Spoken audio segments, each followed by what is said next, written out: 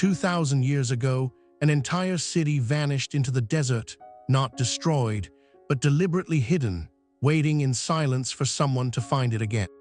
And when explorers finally did stumble upon Petra in the early 1800s, they couldn't believe what they were seeing. Massive facades carved directly into towering sandstone cliffs, their rose-red surfaces catching the light like they were glowing from within. No brick, no mortar, just stone, shaped by human hands across generations, standing exactly where it was left nearly 2 millennia before. The Nabateans built this place, a resourceful desert people who understood something fundamental: control the trade routes, and you control the world's wealth. Petra became their capital around the 4th century before Christ, a crossroads where frankincense from Arabia met silk from the East, where spice merchants and weary travelers converged beneath those impassable cliffs. But here's what makes Petra different from other ancient cities you might know. It wasn't built outward, it was carved inward. The Nabateans looked at these mountains of stone and saw not an obstacle, but an invitation. They tunneled, they sculpted, they created an entire metropolis that seemed to emerge from the earth itself, as if the desert had always wanted to be a city. Walking through Petra today, even in photographs, even in your imagination, feels like entering a secret. The main entrance, the Sikh, is a narrow gorge that winds between towering walls of stone. You can't see what's ahead. You can only hear the whisper of wind through the canyon, echoing off walls that have stood for thousands of years. And then suddenly you emerge, and there it is. The treasury Al-Khazne, rising before you like a dream carved in stone, 40 meters tall, 2 stories of Corinthian columns and intricate reliefs, all rendered in that distinctive rose-red sandstone that seems to shift color with the light. Pink at dawn, deep crimson at sunset, almost alive. The Nabateans weren't architects in the modern sense. They were miners, stone workers, people who understood that if you remove enough of the right material, you reveal something beautiful underneath. It's a philosophy that feels almost meditative when you think about it, the idea that perfection already exists in the stone, waiting to be uncovered. Beyond the treasury, Petra opens into a vast natural amphitheater. Hundreds of tombs line the cliff faces. The monastery, Ad-Dair, sits even higher, accessible only by climbing 800 stone steps that the Nabateans carved by hand.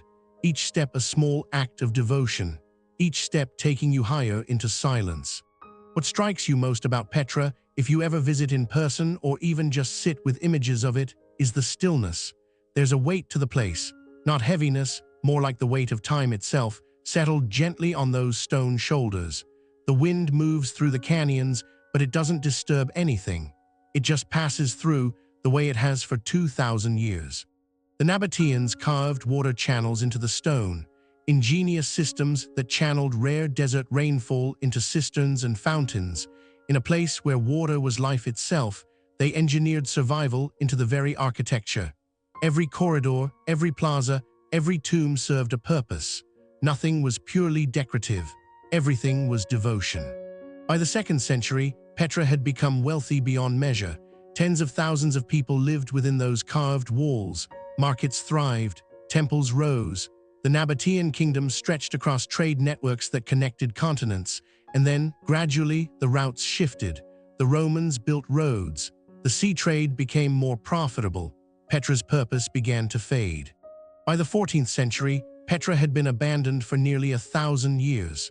The desert reclaimed the outer edges. Sand drifted into the tombs. The city that had been a beacon for merchants and travelers became a ghost, known only to local Bedouin who kept it secret. The rest of the world forgot. Then came Johann Ludwig Burckhardt, a Swiss explorer in 1812, traveling in disguise through the region. A local guide led him through the Sikh, and Burckhardt realized what he was seeing. He documented it. He brought Petra back to the world's attention, and slowly, the city began to breathe again.